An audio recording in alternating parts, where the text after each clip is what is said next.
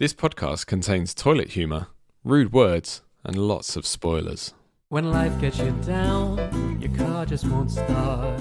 Agony Art. It's time for Agony Art. If you've reached a dead end, you're not sure what to do. Agony Art. Well, Agony Art is for you. At times life is grand, you've got the world in your hands. Then somehow you drop that ball. Drop that ball. Instead of watching it fall, give Agony Art a call. Hello everyone, and welcome back to a brand new series of Agony Art, the Agony Art podcast in which we try and solve your problems, not by giving you any advice that's actually useful, no siree, but by referring you to how such problems were dealt with in the great art of our age. My name is Liam, I'm a part-time host and Vice President of Music here at Agony Art, and I'm joined, as always, by our literary general manager, Aaron. Hello. And our chief film officer, Carl. Hello, we've gone very corporate, haven't we? Yeah, very why are you the vice president of music? Who's the president? We've been bought out, haven't we? I just felt like vice president is one of those titles that always, people always have, it doesn't really mean anything. Oh, right, okay. So it's been a while, guys. Have you been up to much between the two series? I spent most of the time attending podcast awards and slapping the presenters. Keep my podcast name out of your goddamn mouth. What about you, Carl? A few bits and pieces. I've been watching films. I'm keeping a list, actually. I'm not going to read the list, but keeping a list of new films I watched in 2022. So if I've seen it before... How many are on the list so far? 3, 4, 5, 6, 7, 8, 9, 10, 11, 12, 13, 14, 15, 16, 17, 18, 19, 20. Say the number again, louder. 20. All right. I could see you as I was reading my list thinking, why is this not numbered? Right. I was thinking that. Yeah, you should consider numbering the list, I think. What have you been doing, Liam? Bits and pieces. I've acquired a couple new hobbies. I've been learning. Oh, you needed more of them. I did, yeah. God almighty. No wonder we've been able to get in touch with you. I've been learning Spanish, actually. Oh, yeah? Go on, say something then. Do host in Spanish. Right, so here's the thing, right? I'm following this method, which the theory dictates that you don't actually do any speaking Fucking until you've had, I think it's something along the lines of 600 to 1,000 hours of input of the language. Jesus fucking Christ. So I'm trying not to speak, but it's quite difficult because I like speaking. I remember watching Narcos. My wife speaks Spanish, and she'll say, if you say to her, "Do you speak Spanish?" She'll be like, no. But she really does. And she used to like not having subtitles on Narcos, and I'd be like, I don't know what's happening. She's like, have they caught the bad man yet? Come on, Pablo. No. Right. I think we need to... We've all been away. We've all been doing non-podcast related things. It's probably fair to say we're all a bit rusty. I think we need to get back into the groove. I've got an idea about how we can limber ourselves up a bit and get ready for... Pilates. Downward dog. Get off me, Liam. Well, we've done vocal warm-ups in the past, and we've done word association games, and this is a bit similar to that. It's a tongue twister, and I don't know, I'm counting on the fact that you won't be familiar with it, but you might be.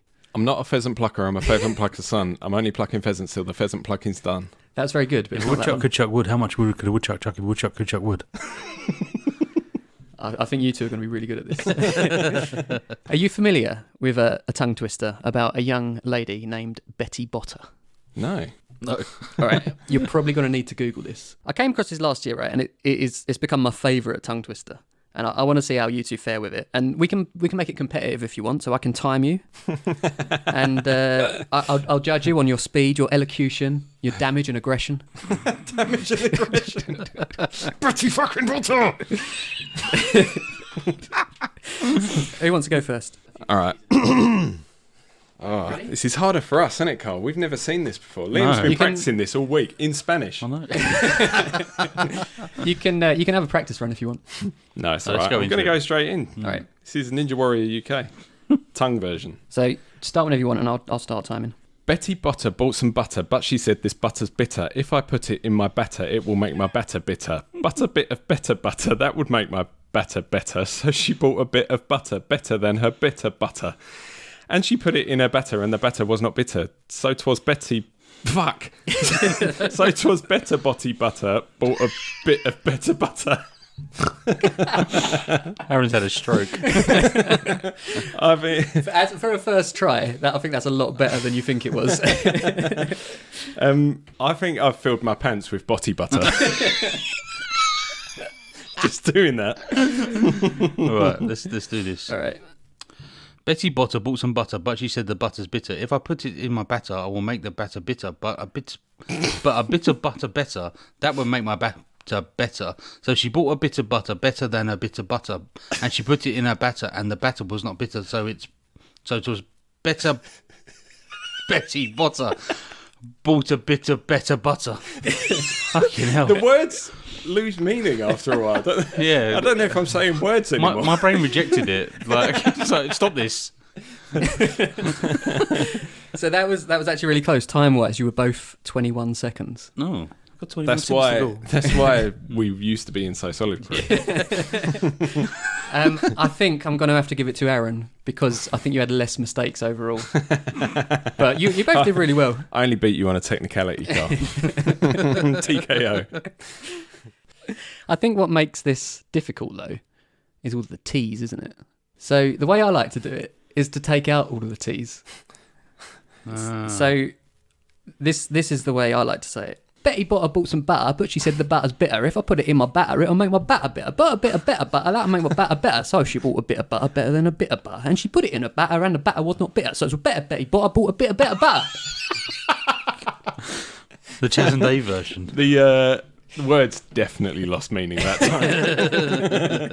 time.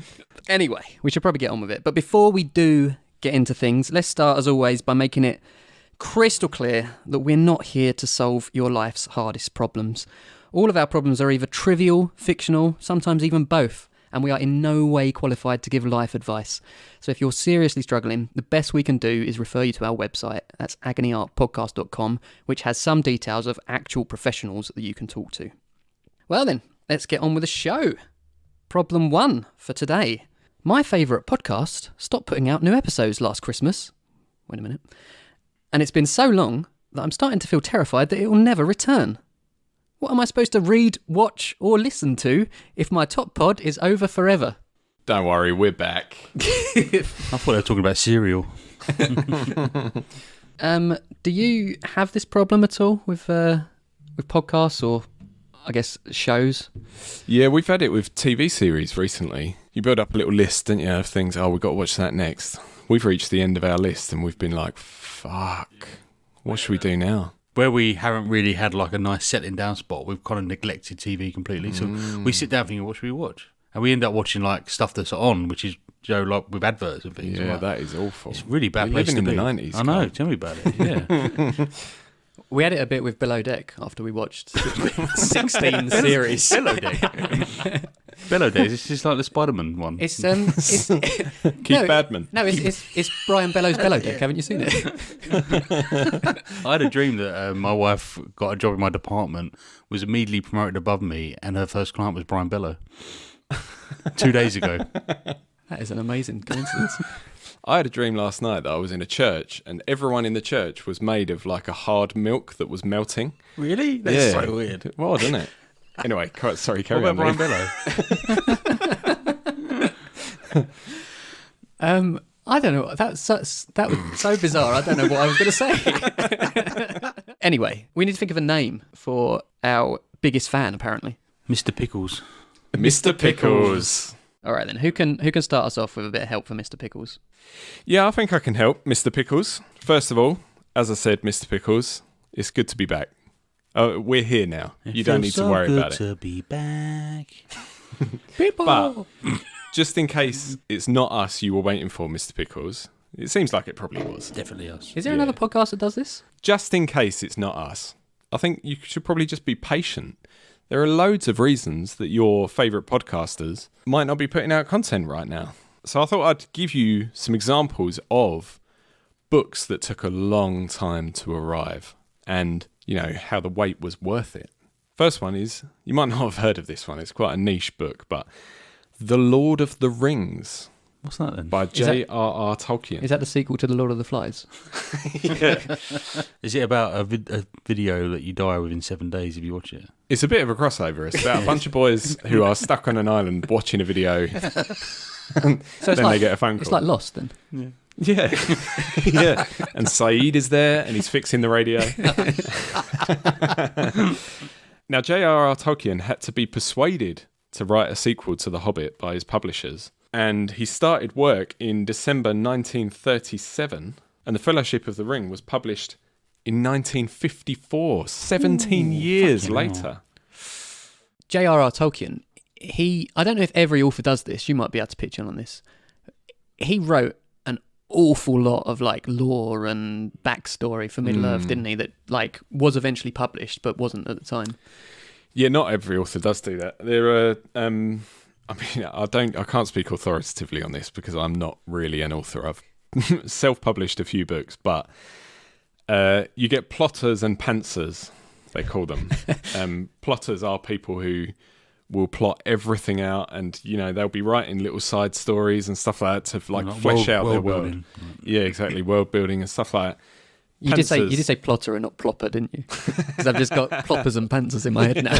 Well, pantsers are riding on the seat of their pants. They're taking it one scene at a time, and they will be building the world as they go. So what are you, a plotter or a pantser? A little bit of both. I don't quite, let the story take me where it wants to go. I do kind of think this is where it's going, but I don't plot it out exactly. All the excitement's gone if you've plotted it all out. Just like I don't really, research all of the things that I'm going to talk about in the pod. Because where would the excitement be? Yeah. If you read all the books. Talking of books I haven't read, Gone with the Wind by Margaret Mitchell. She started work in 1926 while she was recovering from a car crash, and it was published in 1936, 10 years later. This is the prequel to Wind in the Willows, isn't it? For fuck's sake.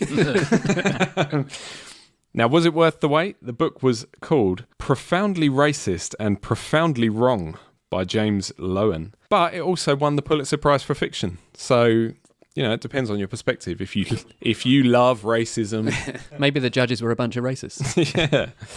The Winds of Winter by George R.R. Martin, as you say, Carl, with the last mainline Game of Thrones book was released in... Well, Song of Ice and Fire book, was released in 2011. Oh, 2011 was it? And here we are in 2022 at time of recording. Is that still waiting for it? Me and Liam used to regularly, probably once a month, speak about chapters have been released. Yeah. When do you think it's going to come out? And we gave up probably 5 years ago, didn't we? Yeah, well, since then he's released 8 books and has his name plastered all over the biggest video game of 2022, Elden Ring. So maybe, take example from George R.R. Martin, maybe your favourite podcasters, Pickles, Mr. Pickles. Pickles is my father.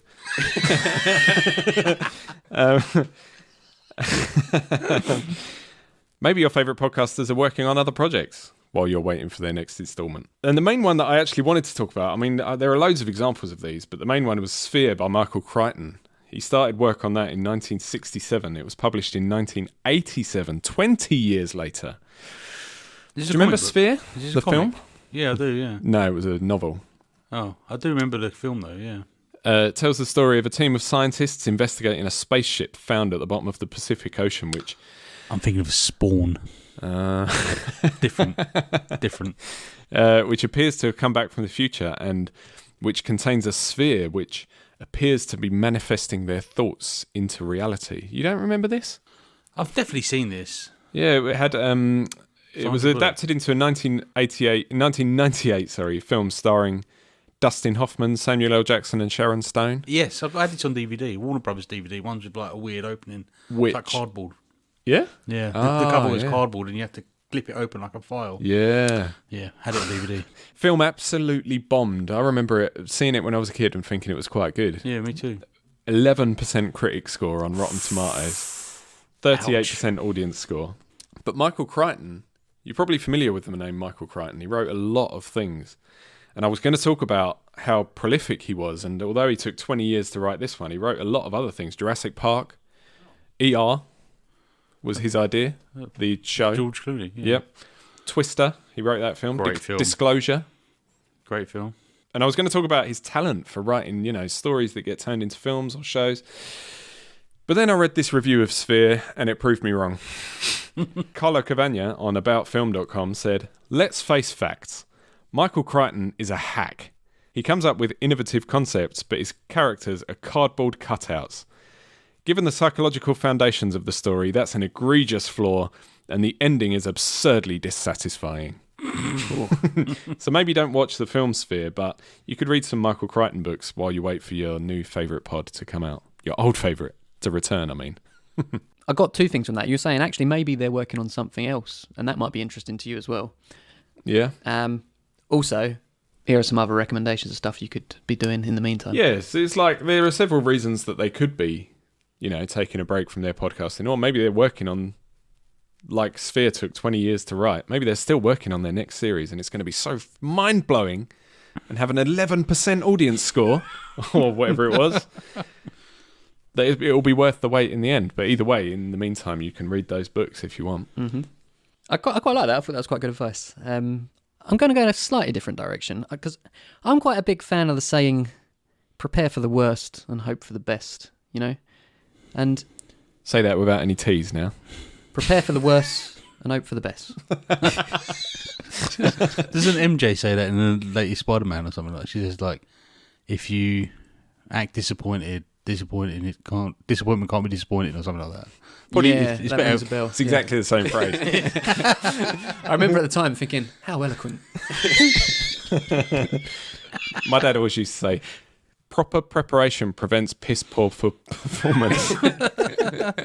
Is that the same thing? Say that about any teas. Proper preparation prevents piss poor performance. I don't think it is the same because that's saying if you don't worry, prepare... I was just trying to lead you down a hole of other phrases. Sorry. Yeah, Carry on. but it's fine. Because what this is saying is, you can always hope for the best, and if the best does happen, then brilliant. But if the best doesn't happen, which often, sadly in life, it doesn't, you can... Are you saying Mr. Pickles' favourite podcast might never return? Well, I think this is what he needs to be prepared for. Oh, shit. Incidentally, do you know who that quote is attributed to? Prepare for the worst, hope for the best? MJ from Spider-Man. My dad. I thought you might know Aaron because he's a famous writer, I think. I'm a little bit ashamed that I feel like I should know more about Benjamin Disraeli, but I don't. Oh, yeah. Is he not also a Prime Minister? Yeah. He wrote novels, though, didn't he? Is he not Prime Minister first, novelist after? Or I don't know. Did both at the same time. Did he? Like your Sphere guy. He was writing fan fiction about his own prime ministerhood. Yeah. Disraeli vampire hunter. Yeah. In his book, The Wondrous Tale of Alroy, which was published in 1833, I think, quite a long time ago, one of his characters said something along the lines of, I am prepared for the worst and hoping for the best, or something like that. And I think that's the oldest known usage of the phrase. But I could be wrong. Maybe they used to say it in medieval times too. Hedging your bets. Go on. So, yes, Mr. Pickles, while I hope that your favourite podcast does come back to you, I do think you need to steel yourself and prepare for that possible unhappy outcome of it never returning. And I tell you, there's a pop megastar who can help you out with this, as long as you believe. Sure. Nailed it, Carl. Sure. So yeah, I'm talking about Cher's 1998 anthem. I think we'll all agree it's an anthem. And I thought... You got this from my barbecue last week, didn't you? This idea. We were at a barbecue at Carl's house last week, listeners, and it came on, and your wife, Liam, said to me, Liam's always going on about this song. He always says to me, this is the first song that used auto-tune. Interesting that she says that, because I have never thought that in my life. Maybe it was her other husband. But we're going to talk about that a little bit, actually. But yeah, I thought it would be fun. Since this is such a massive banger, I thought it would be fun to have a little bit of a share believe. Pop quiz, asshole. Pit you two against each other once again. No. All right.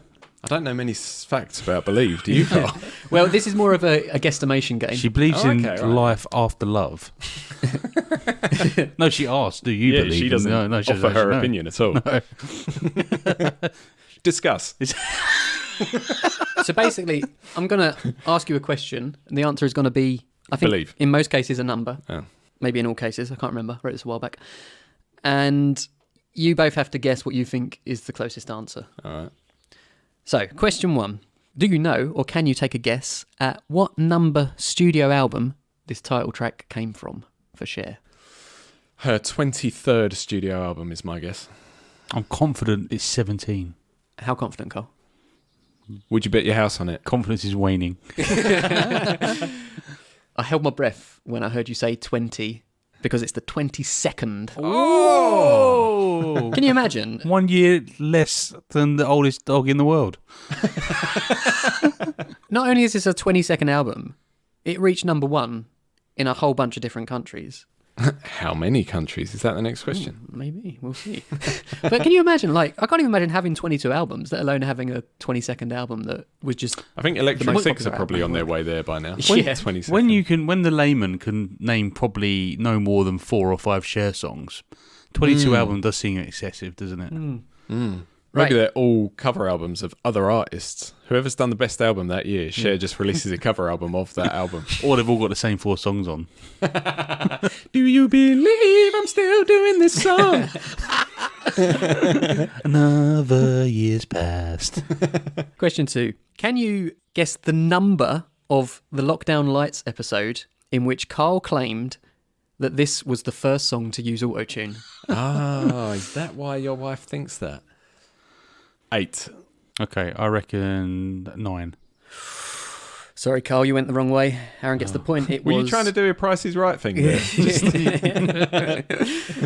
It was episode 6. This isn't therapy.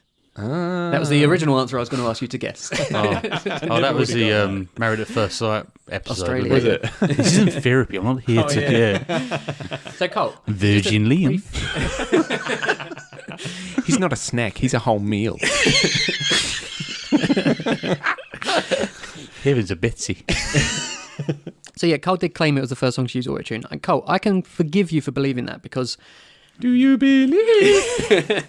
there are quite a few articles out there that make that claim. But it is probably false because autotune was released in September 1997, over a year before Believe was released. And it was intended by the creator simply to subtly fix vocal mistakes. And when it's used well, you don't notice it at all. You can't even tell it's there.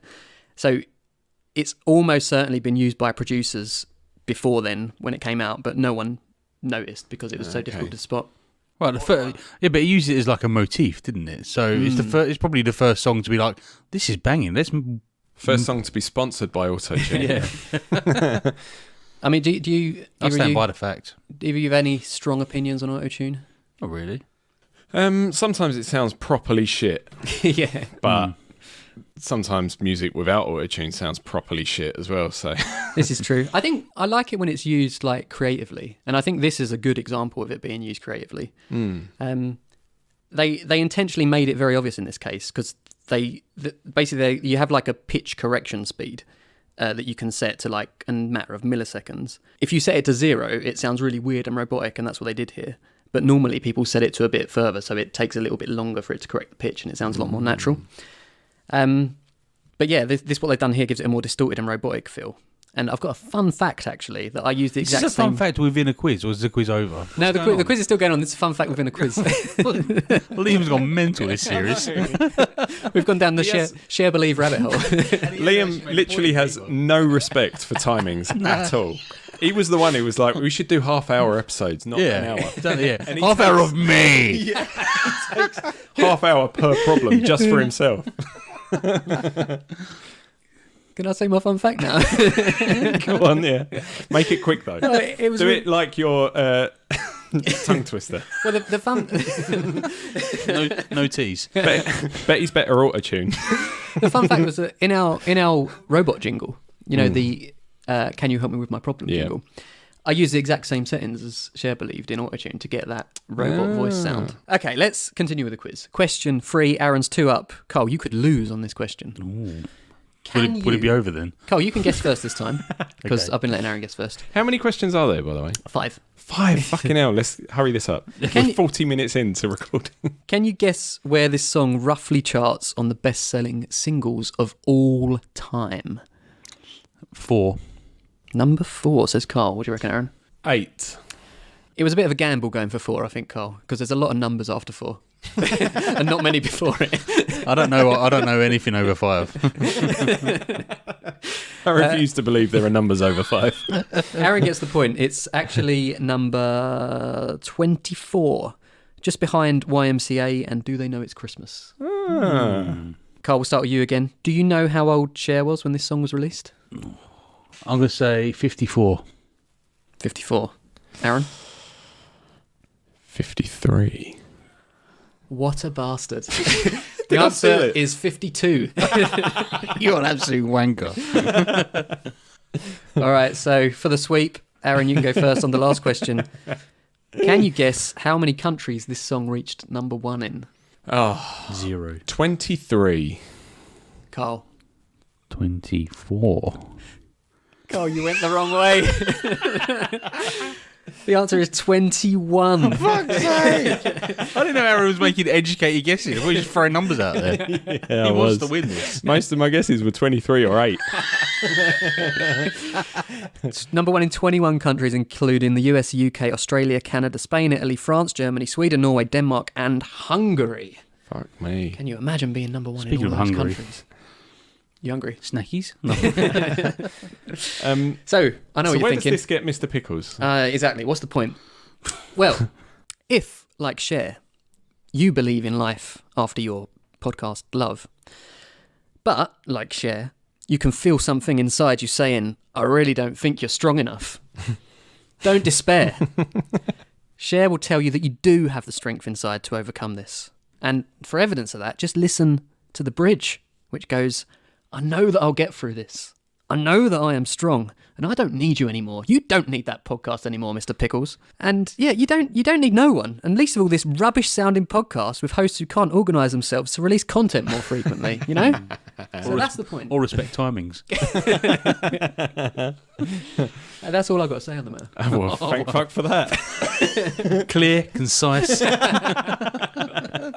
Right, luckily, I'm going to whiz through mine and describe the plot of 25 films. With a quiz for each one. I do kind of blow my load on this problem and mention a lot of films, but I'm actually going to do the opposite of the thing you hate and not describe a jot about them. Oh, okay, yeah, good. I'm going to I throw like film it. titles at you. All right. So first of all, a little story. Sit on the carpet and I'll begin. I've probably mentioned a few times that when I was younger, I was like a massive Star Wars fan in my youth. And, you know, am I still? Yeah, I don't know. But when I was a kid. And it started in 97 when the original trilogy was re-released at the cinema. And with new scenes. It's the first time there was new, like, Star Wars content since, like, whatever, 83, I think, when the last one came out. And I had the VHS box set. It was a lovely gold box.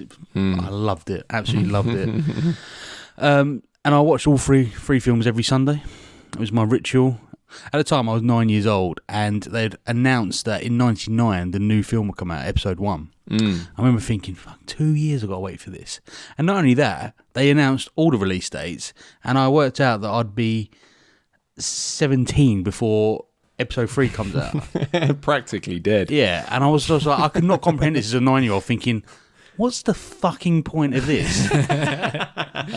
6 years I got to wait to see these 3 films. I remember I was walking down Eltham High Street, contemplating life, thinking this just isn't worth it. Eltham High Street, you just doxed yourself. I know. What? I've spent all this time not doxing myself. I doxed myself with a rag on a stick. I doxed myself. I remember telling my granddad, like, in a really restless way, like, oh, I can't wait for these films.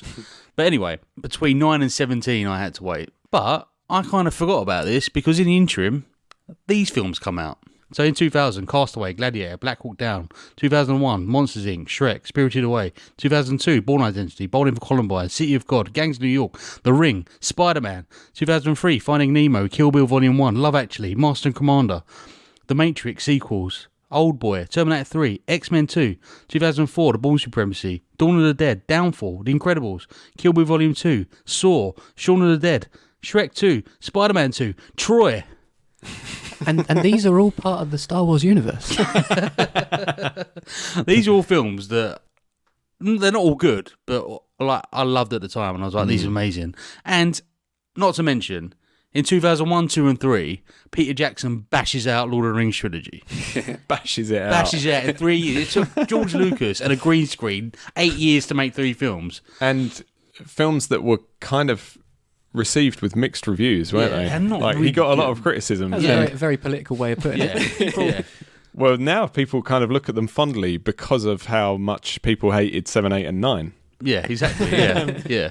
Like you think, oh, it's not all that bad. You don't go back saying this is wicked. You see a little bit of glimmers of like goodness in it. But so my point is quite simple in that you might have to wait, but look around you what's coming out because there's some great stuff to look forward to in the interim.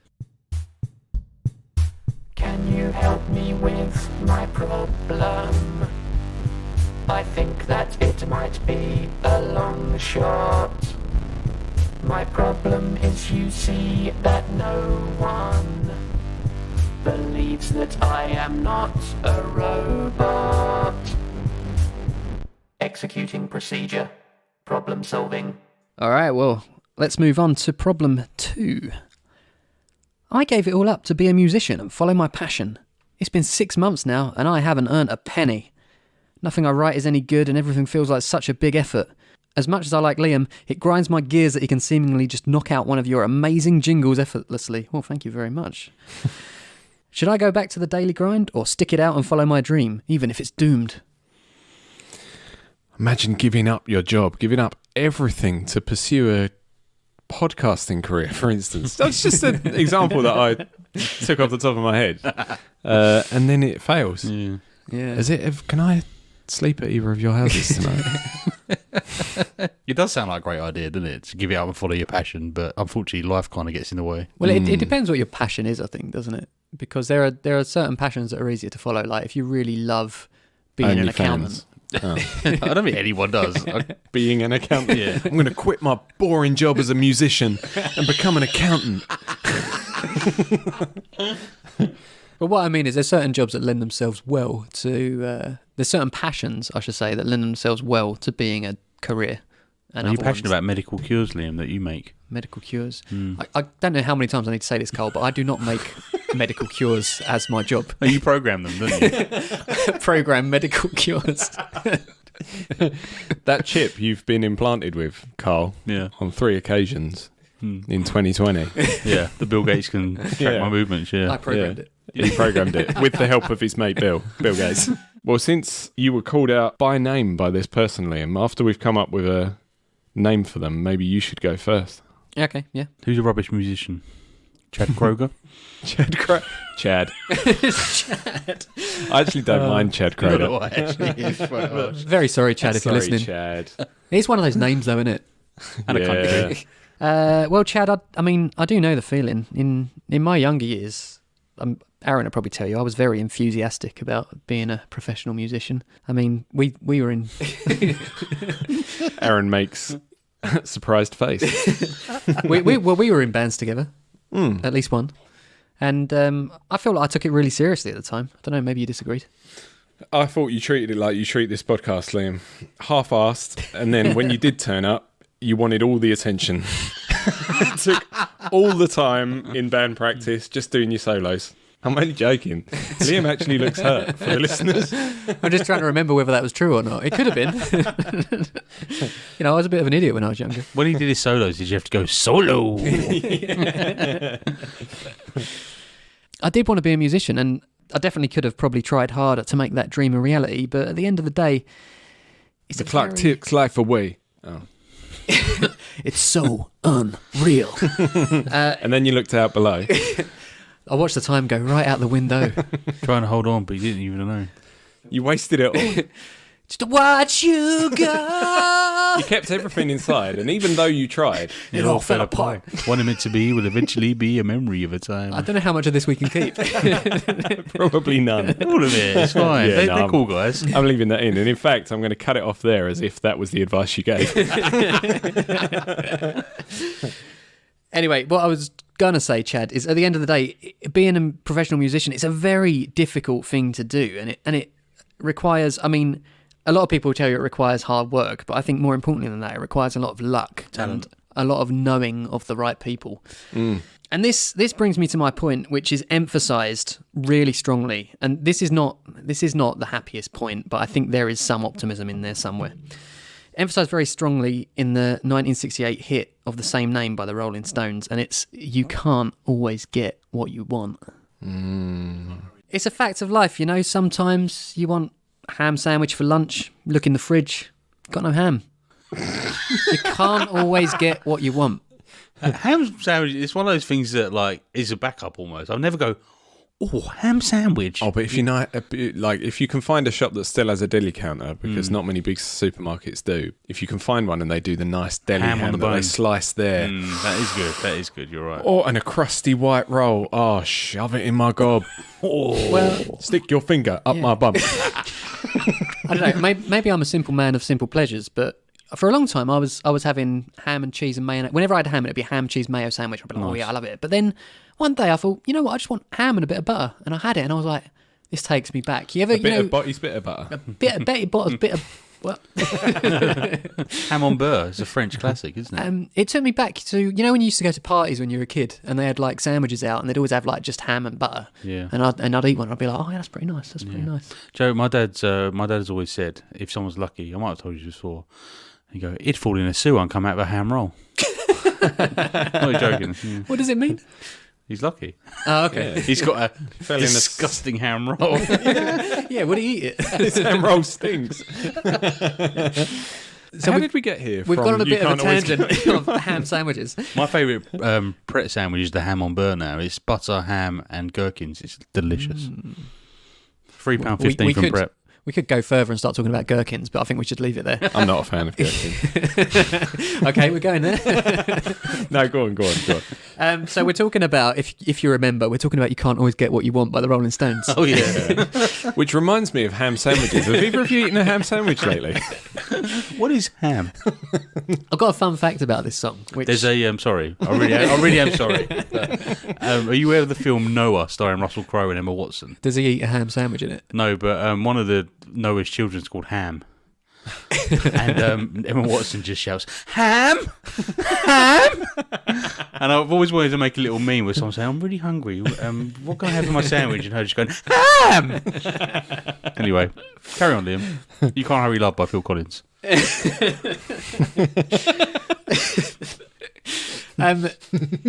Yeah, I've got a fun fact about Phil Collins. No, I haven't. It's the Rolling Stones, Cole. You can't always get what you want. I've got a fun fact about that. Is it that when the Supremes did it, they released it a week before England won the World Cup? And when the Rolling Stones recorded it, they were trying to recreate the sound of Diana Ross.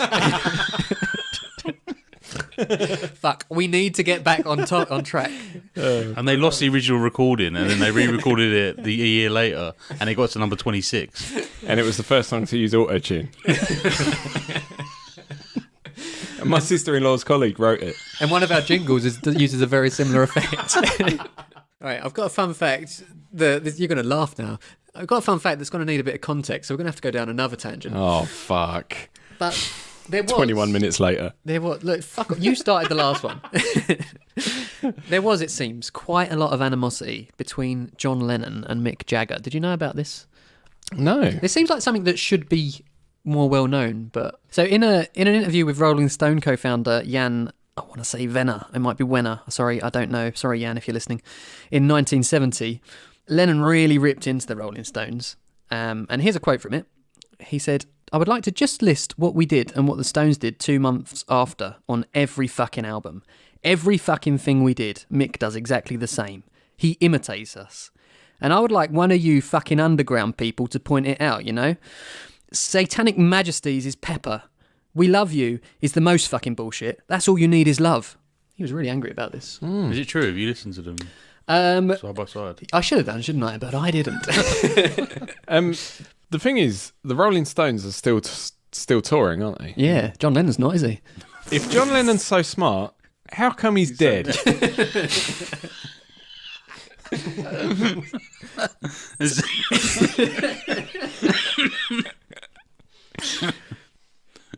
That's a Homer quote. Yeah.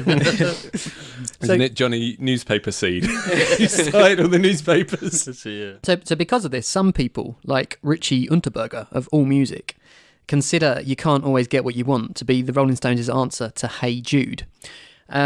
They don't really sound like each other. You can't get what you want. Get what you want. Hey Jude. I think that's how it goes.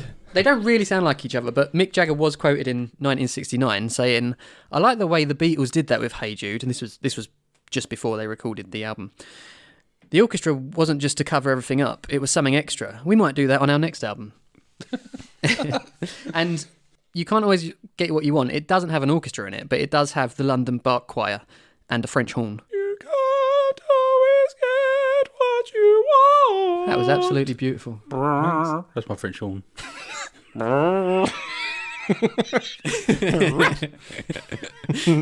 So, as far as I can find, there's never been a lawsuit between the two. So, I don't know. Maybe he wasn't that bothered, or maybe he died before he wanted to sue him. Is it a real problem that like the Beatles were defined an era of music and people wanted to be like them? Like, if it is true, they should be. They should be happy about it, shouldn't they? Really? Well, yeah. or Yeah. like flattered.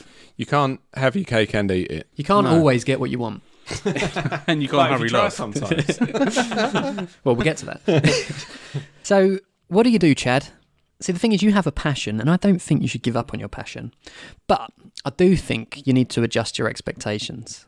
Because, let's face it, and I know you probably don't want to hear this, but you're probably not going to become a world-famous musician. Poor Chad. How does he know he's not Jimi Hendrix unless he picks up a guitar? Call back. But the thing is, Chad wants to be a rock star. On his photograph. Cole's on the toilet again. That's your Brian Adams impression, isn't it? But yeah, I know people hate to hear that. I think a careers advisor told me that once, and I was like, at the time, I was like, "Yeah, you say that, but I'm still gonna try." I don't think I said that. You but, can't hold me down, You man. stormed out and kick a speaker over. but you can't argue with statistics. And there's a couple of websites online, like shmoop.com, that seem to have data suggesting you have a better chance of winning the lottery than making it big as a musician. Shit, boy. And there's not many lottery winners out there. is there? No. Which lottery, though? Probably the American one. Don't know. Yeah. So despite the fact I just told you that as if it was a fact, I couldn't actually verify that data. But there is a guy called Caleb J. Murphy who runs a blog called Musician with a Day Job. Not Caleb. And sure, is that how you say it? Have I think so, done his yeah. name wrong? He's done a more scientific review of the data, and it's actually a bit more optimistic. And these are his takeaways. Thousands of people make a middle-class salary as full-time musicians. To get there, you need to be patient and work at it, probably as a part-time musician for a while. Of course, it's highly unlikely you'll get famous. And he also quotes from a survey conducted in 2019 by the Creative Independent, who summarised that personal connections and a supportive social circle are critical in sustaining a career as a musician. So it's not something you'll be able to do alone, Chad. Finally, Thank fuck for that. Caleb draws a conclusion. No, just finally about Caleb. There's more to come. There's 2 pop quizzes. Are you joking, Liam? Finally, he has a conclusion that just strikes really true to me, which I'll quote him directly. The most important reason you should try to make a living as a musician is for the deep reward of making music that matters, music that connects you with other humans. And I totally agree with that, because I think, music isn't about making money. It's art, after all, and you should be able to follow your passion and enjoy it, regardless of whether you're earning money from it or not. It's a bit of a problem, Chad, that you've already given up everything to do it. Maybe you should consider going back to work. That was Chad's biggest error. I always feel embarrassed when people talk about, my father-in-law will often say to, his relatives that, "Did you know Aaron's published a book?" And it's nice that he's proud of that, but I feel embarrassed talking about it because it's like, people probably hear that and think, oh, he probably wants to be a famous writer and he's failing. But I don't really. I'm just doing it as a hobby, and it was nice to get it out there. So it is nice to just create, but I always feel like people are going to think he probably wants to be a famous author and he's failing at it. But Do you know what I mean? Yeah, but it's impressive just to have released a book. Yeah, and it's like this podcast. It's like very- when we talk to people about the podcast, I always think they probably think we're trying to really, make it and be big podcasters. But we just have fun making the podcast. Yeah, you're right, because I'm not... that's what I say to people. Like, it's just a bit of fun. Yeah. Because people say, "How many listeners you got?" Yeah, exactly. Like, and I'm like, I don't know. Like, and as you say, Liam, the act of creating is what should be what drives it, and it is what with this and with like my writing, which I don't do that much anymore anyway. But the moment you give up your job and assume that it's going to pay your bills, that's the mistake that Chad made, I think. And as you mentioned earlier, Rolling Stones, at the end of the chorus, they say, if you try sometimes, you might find you get what you need. And that is my conclusion, because even if you want to be famous, you might realise eventually that's not really what you need. What you need is to express yourself and do the art side of it. Express yourself. So yeah, don't give up on music if you love it. It can always be a part of your life. You can do what I do and just write stupid little jingles for a podcast. Yeah, but you can't do what you do. You just said that. You arrogant he says prick. that in the problem. And I would conclude, finally, you'll be pleased to hear, Yeah, we've heard 3 finalies by now. just by saying, don't let getting what you want get in the way of getting what you need. Dig a little deeper. Find out who you are. Where'd you come from? Where'd you go? And that's me done. Who's next? Well, that's all we've got time for this week. So, It would have been shorter if you stopped fucking interrupting. I don't think you would be, though. We're going to let Carl get all through it without interrupting him once. Yeah, that was really great. Thanks for that. Yeah. 2003 brought us a real good film that I didn't list in problem 1, actually, but I should have done. School of Rock. Ah, what a film. Great film, We've isn't discussed it before on the pod, just as a side thing, haven't we? Like we have. And Great Liam, film and Liam great seen the musical as well. yeah. Really, really good. Got panned by critics, except Liam, who loves it. The most impressive thing about it is all the kids are like, I think 9 or 10, something like that. Yeah. They play all the instruments live. We've had this conversation. They are so good. That's what's amazing about Matilda as well. Like, they're not playing instruments, but the kids are just amazing. But you can imagine they all come from really pushy families, can't you? That kid has never Why aren't you Matilda yet? Yeah, that kid has never been allowed to have fun, basically. Are you playing a game? You should be practicing your singing, you shit. Get back in the cupboard. Directed by Richard Linklater, which I saw that name and I thought, I know that name. And it's because he also directed Boyhood. Have you heard of Boyhood? Is that similar to Kidulthood? No, completely different, actually. It's an experimental film. He filmed it over 12 years. It's about a boy growing up, and the cast stay the same, and they film it periodically so that you can see them growing up, essentially. Have it on Blu-ray, not seen it. But What if they get like halfway through and realise they need to redo a scene from 20 years ago? Yeah, exactly. Or fucked. or one of the cast members goes, actually, I want to pursue other opportunities. Yeah. kill him off. But interesting though, isn't it? Yeah. John Malkovich has just made a film called 100 Years, which won't be released until 21-22. It's called The Movie You'll Never See. I swear to God, it's true. Look it up. Look it up. Who's going to finish it? Well, it's made, but it won't be released until 21-22. Imagine that 100-year wait, and then you watch it, and then you think, that was shit. This is so dated. And we'll be floated around. We don't even watch films anymore. We're heads in jars. Yeah. Yeah. You have to watch it. What's on now, guys? Move my jar.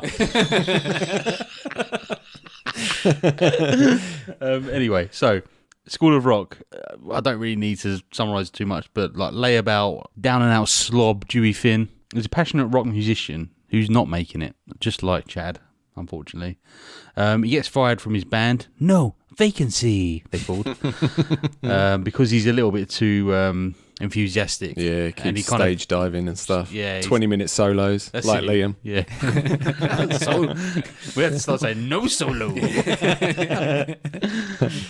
Because he gets fired from his band, he's not making any money. And Ned Schneebly, who plays by Mike White, who did something that Liam mentioned before, What did we say Mike White did? He wrote something. No, it was me. It was White Yeah. Lotus, That's the it, yeah, series yeah. on HBO. Yeah, cool. Very good. He evicts him from his flat. So he's an old friend, Ned Schneebly and Dewey Finn. They're old friends, and they used to be rock stars together. Not stars, but rock people together. And Rock people. You might have heard of me. I'm a rock person. Like the trolls in Frozen.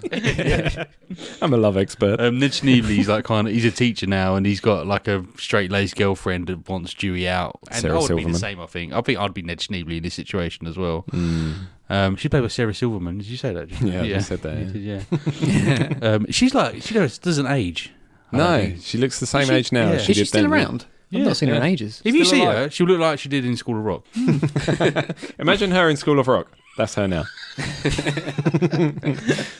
So Dewey answers a call in the apartment phone, asking for Ned to be a substitute teacher at Horace Green School. And it's the principal calling, who is Jessie from Toy Story, Yeah, Joan Cusack. Cusack. I did not know that. She's Principal Monies. Listen to her voice. What, right now? Yeah, so, and he needs a job, so he says, yeah, this is Ned Schneebly, and he takes the job as a teacher. Turns out. Actually, it's Schneebly. Turns out he's a terrible teacher because he doesn't know how to teach, doesn't know anything, and the kids actually know more than him when they do math. He realises that all the children seem to have like some kind of talent in music. He's very lucky, really, that they're all professional musicians, isn't he? He is really like, yeah. And then he has a revelation that maybe they can be the rock band and he could be the lead singer, and they'll let his ego run wild. And they have to adapt a little bit. The bassist he selects is a cello player, and he goes, "Turn on my side, cello, you got a bass." One of my favorite. I still say that now for anything. Yeah, so do I. Yeah. And we always do, me and my wife do the, I forget what he gets into play, maybe dun, dun, Yeah, dun, Smoke on the Water. and Yeah. between each bar he's going, yes! and stuff like that. We always like, when we're doing something, I'll be like, oh, yes! It's funny, yeah. I wonder if this film influenced everyone around our age. Yeah. It is great. It's It is fantastic. it is a really good film, yeah. So they pretend to learn the curriculum, but actually prepare for Battle of the Bands, where he's going to challenge No Vacancy for the prize. But it all kind of unravels, and he gets paid for it, but the check goes to Ned Schneebly, and Ned Schneebly's like, Schneebly? He's like, I didn't work at Horace Green, and he phones up and he's rumbled. I told you to make it out to cash! Exactly, yeah. And then as the parents are arguing with him, he goes, listen, your kids have touched me, and I'm pretty sure I've touched them. Yeah. But he's right, because he's really... I was going to say he really has touched the kids, but he's sparked something in the kids. And I think they are like what you said, Aaron. They're all very... They've got pushy parents. They've got... I think Zach's dad, who's the guitarist, is like, I found these CDs, which is the Yeah. homework. And it's like all... No more rock music. Exactly, yeah. So they found an outlet which Dewey's helped them find, and they actually want to go and play the show. So they kidnap Dewey and take him to the Battle of the Bands to play the show, and they come second. But Problem over. But they play. What is it? They say it's not about winning; it's about playing like one great show or something like that.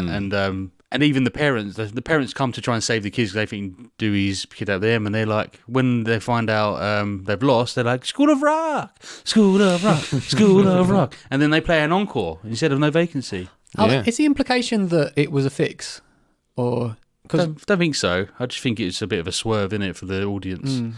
But I really don't like that they don't play the encore on the film. Like it goes to credit. It goes to the end credit scene. I'm like, I want to hear more School of Rock. You're only actually here to get here and play like one song, basically, Yeah. don't you? So, what is my point? I hear you call. What's your point? Your point's shit. My point is that if you you might find an opportunity to channel this passion another way. Like, go back to work, earn money, live life, and maybe people at work, want to jam. Maybe there's another musician there, and you can use that as your creative outlet. So, School of Rock budget $35 million, probably mostly paid to Jack Black, I'd imagine. 135 million box office. Not a bad return on investment. Success. I mean, while I did really enjoy the musical, I think the biggest downside to it is that the Jack guy Black who is in plays it. Dewey Finn is just not Jack Black. Yeah. That's the exact criticism I read about it. Yeah. The call for this episode, I think, is going to be that we should try and get Jack Black as a guest on the show. That'd be great. I'd love Jack Black, yeah. Next time you're in London, Jack Black. With your brother, Jack White. Well, Chad, we're way over time again, so I'm just going to keep mine short. I'm going to agree with both of the lads that you shouldn't have given up your job, but you should keep enjoying the art that you create. Get a job and do it in your spare time instead. But that's not the main crux of my point. What I'm going to say is, you say in your letter, as much as I like Liam, it grinds my gears that he can just seemingly knock out one of your amazing jingles effortlessly. Oh, I know where this is going. Just knock out Liam. Knock Liam out. No, and you say nothing I write is any good. I wasn't going to slag you off, Liam, if that's what you I thought. thought you were about to say Liam never writes any fucking jingles. That's true. What I'm saying is, who says nothing you write is any good, Chad? I really liked Hero, the song for Spider-Man. Yeah. Hero can save us. Tune. Absolute tune. Get in your way. There's another guy on that, though. Maybe he carried it. Yeah. Maybe, Chad, you're just ahead of your time and your genius won't be appreciated until people are ready for it or you're dead. So when do you think people will start appreciating Nickelback? I reckon they were after their time. They were appreciated in the 60s. Oh, we're behind our time, man. So I thought I'd look into who big authors that weren't appreciated while they were alive, and I found one that I actually really want to read. Van Gogh. Van Gogh. He cut off his ear and wrote with it. In his own blood. H.P. Lovecraft. While alive, he was only published in pulp magazines. Have you never read any H.P. Lovecraft? No, and This shocks me to Yeah. my core. He's right up your street, I think. Exactly, and he was pretty much never able to support himself off of his earnings from his writing. But now he's considered one of the most significant authors of supernatural horror in the 20th century. And as I say, Liam, I've never read any Lovecraft, but I really want to, and I've always wanted to, because there's a lot of things that I like about, or rather, a lot of things that I like, people say are Lovecraftian. Lovecraft, baby. Lovecraft, baby, Lovecraft. So, I would say he's one of those authors that it's been so long now that the language can be quite difficult to... well, it's Get funny you around. should say that, because it's not only that, the ideas, I think now H.P. Lovecraft is regarded as a humongous racist. So if you find Yeah. it difficult to separate the art from the artist, then maybe avoid him. But if not, he created Cthulhu. Did he? Carl, who Yeah, wrote Call of into Cthulhu. us, Yeah, friend of the show. wrote into us with a problem in Series 2, Episode 12. And he's first mentioned in The Call of Cthulhu, which is a short story published in Weird Tales in 1928, and which you can read today in The Great Old Ones, the complete works of H.P. Lovecraft, published by Castanea Classics, which is a book that I have now bought for 99p Yes, on it's really cheap. my e-reader, nameless, brandless e-reader. Other e-readers are available. What did I than say? the one that I just didn't name.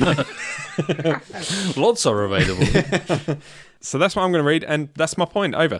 All right, so I think we all agreed there really. We pretty much, all three of us said at one point or another, don't give up your passion. Do go back to work, you fool. I got a problem. Someone's exploiting me. I'm not a pop star. I just can't speak properly. But they keep recording me. Quit it. Dear Agony Art, could you please help me?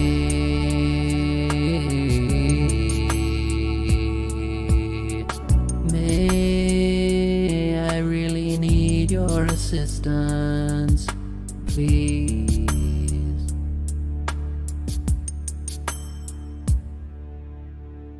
Okay, well, hope that helped, Chad. It's time to move on to question 3.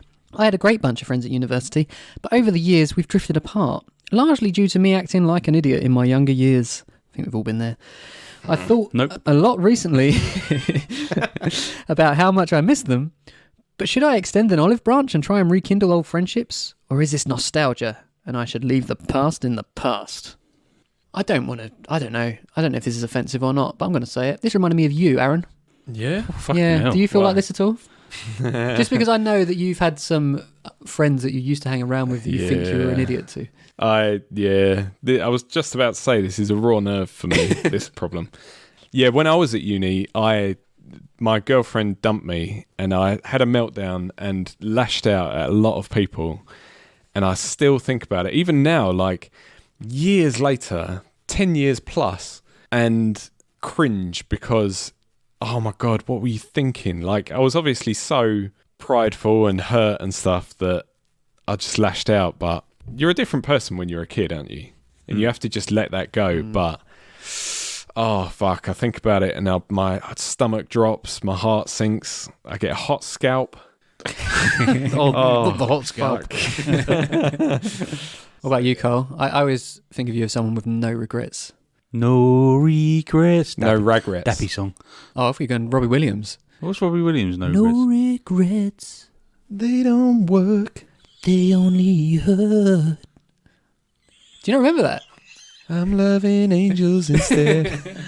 Millennium. I don't wanna rock. Doing it for the kids. I've run out. Yeah, it rings a bell, but no, I was going Dappy. But anyway, no, I have similar. Like, I do have things that I regret, but they don't really affect. Like, I don't think about it very often, and I do just dismiss them as so what, I was young. Yeah. Do you know what I mean? And everyone does it.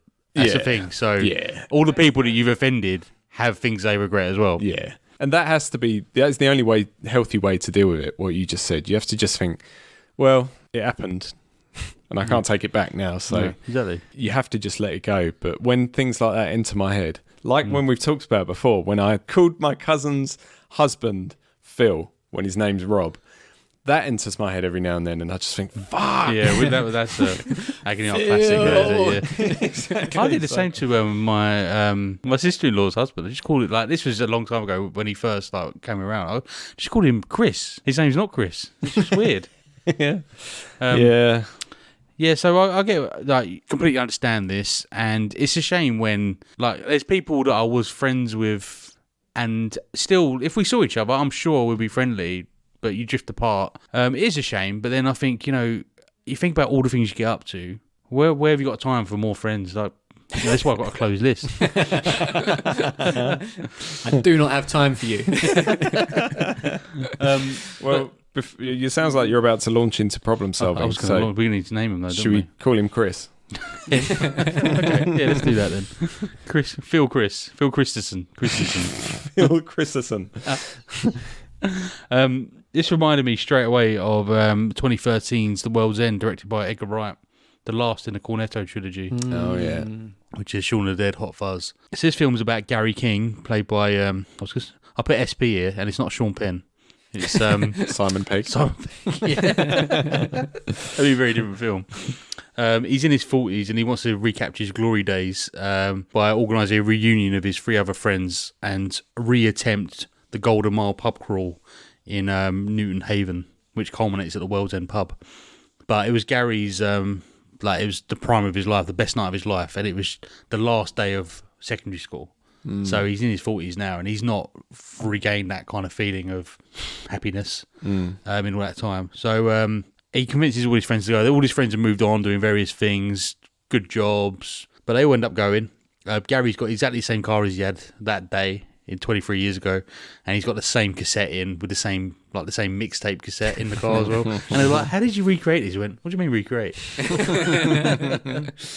They start the pub crawl, everything seems fine, but then it soon transpires that the people of the town have been replaced by androids called blanks. They get into loads of fights with these blanks. Is it ever explained? It's just quite random, isn't it? It's very random, yeah. I'll get to the end of it. But they Gary seems to convince the others that what they need to do is finish the pub crawl, even though that there's androids everywhere. So the android's working behind the bar as well? Yeah. Yeah? Yeah. All right. It's And a they're bit doing their like- jobs? Yeah. It's a bit like the Truman Show, where they're pretending to be like normal people. They copy the life of the person they replace exactly. All right. They're trying to turn them into blank, essentially. The only one that's not a blank is the Reverend Green. He's called that because he used to sell them weed. Right. Yeah. And I think he ends up turning into a blank because they kind of get him caught. But anyway, when they get to the World's End pub and pour the pint, it like takes them to some alien machine, and there's an alien community called the Network who has been responsible for the technological advances in recent years on Earth. And they say if Gary agrees to be a blank, then Earth can join this alien community and prosper forever. But Gary like has a expletive-fueled rant at them about tyranny, says no, and shuts the network down, which plunges the world back into the Dark Ages. Nice. Yeah. But Gary's happier like this.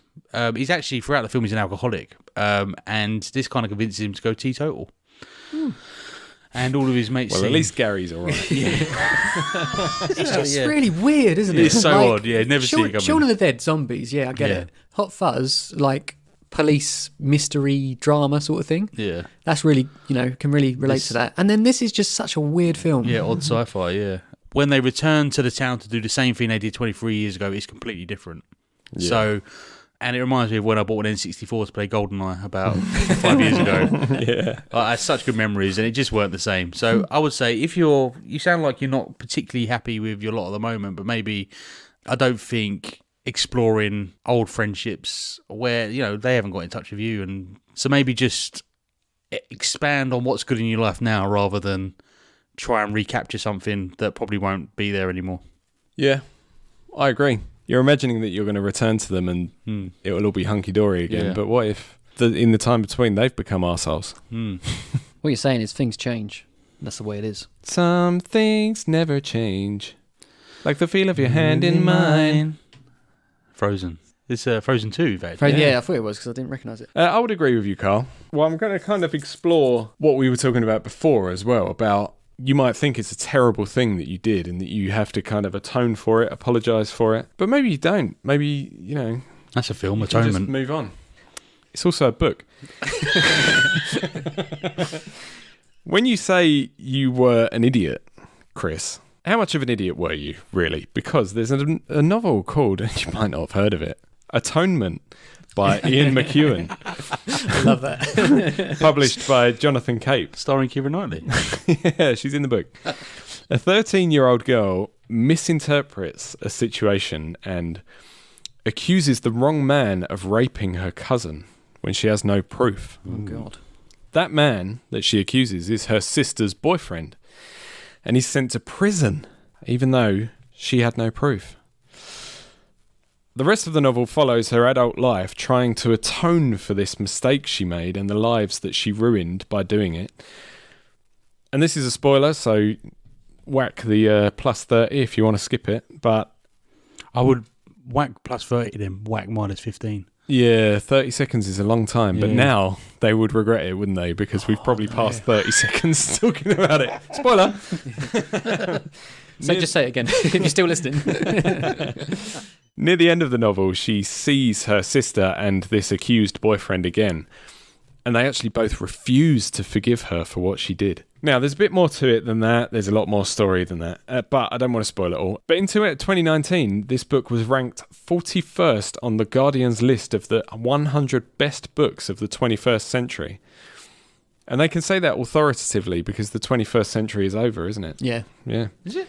Best century ever. 21st century's over? I liked No. it 'cause I liked it because it was a very short one. Yeah. It was one of the shorter centuries that we've had. century. Leap century.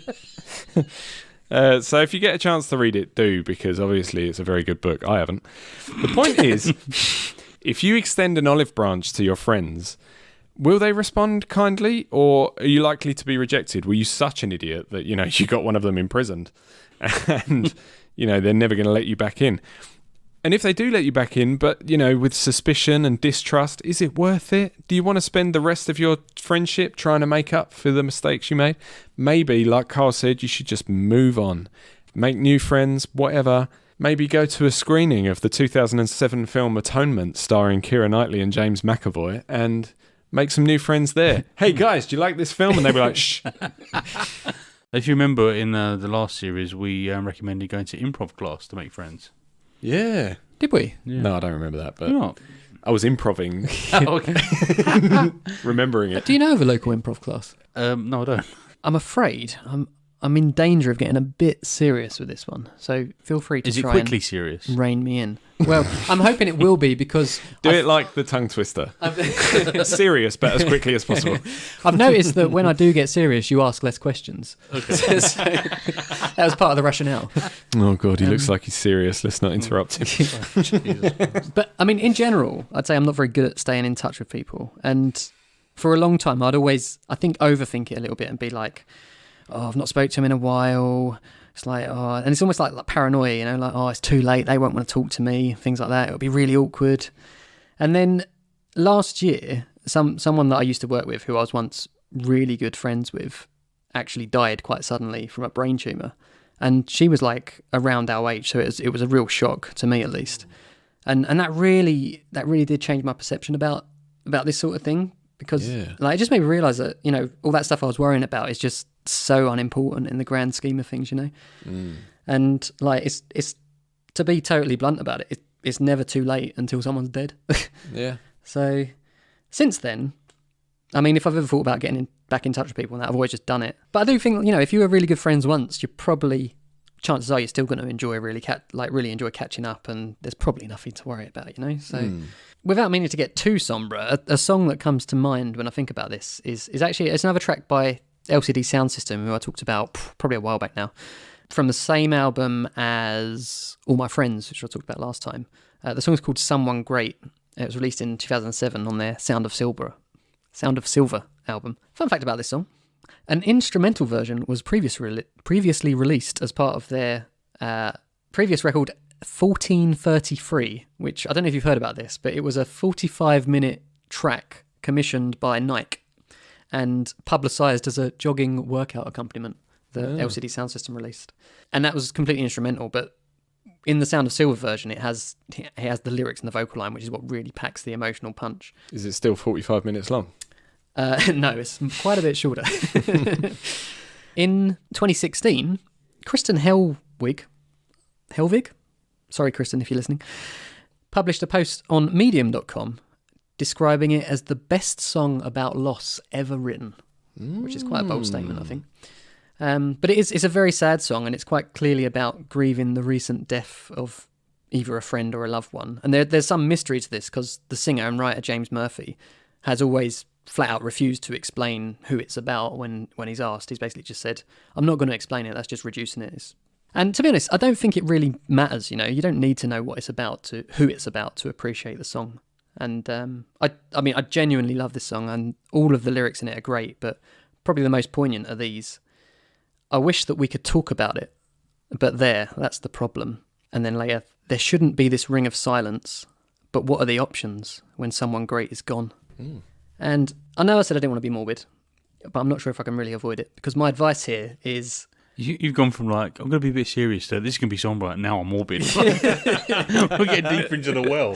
Yeah. And the advice here is just get back in touch with them, because if you don't, one of them might die. And then you'll have even more regrets, wouldn't you?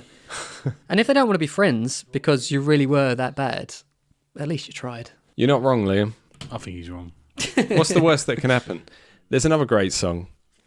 Dr. Pepper, what's the worst that can happen? Go around there with a crate of Dr. Pepper. What's the worst that can happen, though? They're going to go, no, I don't really want to talk to you. You were a prick. Yeah, but the problem is people don't do that.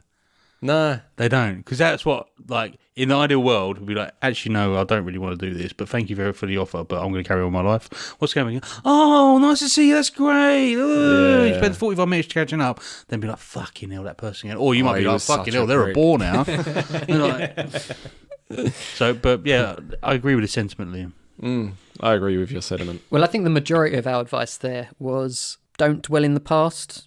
And Aaron said, avoid rejection at all costs because you might go to prison. That was my advice. Get Keira Knightley involved. Yeah. Who do we say this was? Chris. Phil Christensen. Phil Christensen. There you go, Phil Christensen. I hope that helped you. And I think that's about all we got time for today. Before we wrap up, Cole, if you had to recommend one piece of art from today's episode, what would it be? Shall I read my list from problem 1 again? I'm going to say School of Rock. Enjoy your summer. Brilliant. Love that film. Aaron? I hadn't actually prepared for that. Shit, boy. You were the one who told me to remind you. As I said, I haven't actually read it, but the fact that it's so critically acclaimed, probably read Atonement by Ian McEwan. That's my advice to me as well. Aaron, when you're editing this episode in the future... Are you going to, like, mid-edit, just read the book? And I'm going to say Someone Great by LCD Sound System, because I can't pretty much agree that it's the best song about loss ever written and then not recommend it. Yeah, if you've got a spare 45 minutes, listen to it. So the actual song is probably about 4 minutes. Oh. It was just part of a longer But then it plays piece. 11 times.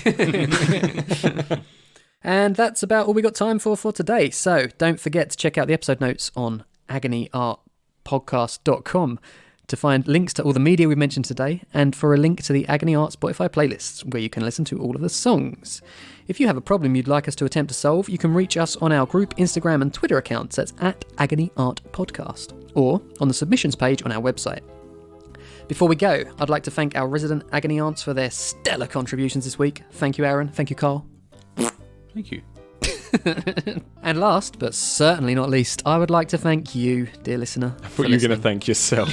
Last but not least, me. For the great content.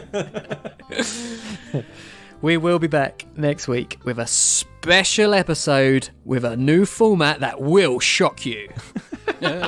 So we will see you all again then. Clickbait in a podcast. Bye. Bye. But I'd suggest keep it light, 'cause their advice can be shite, and they won't be held liable. Oh no, not at all, not here at Agony Art. Agony Art. Agony Art.